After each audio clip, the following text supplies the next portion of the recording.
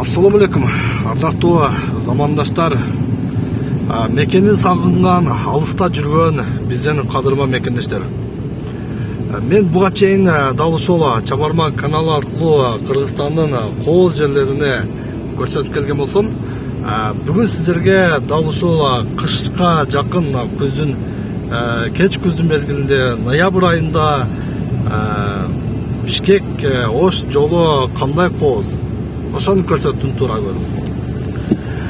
Кече күнү түнү жолго чыгып, азыр бүгүн эртең менен таңга ушул Чычкансай капчык айынан өйдө карай ала бел ашуусун көздөй чыгып бара жатабыз.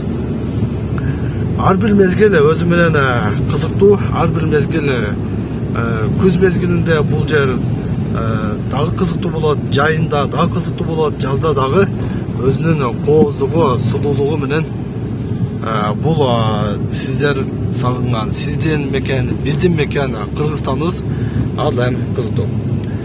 Көрүп турасыздар, мынакей ала бел ашуусуна кар жаап, ноябрь айында эле уже кар жаап коюптур.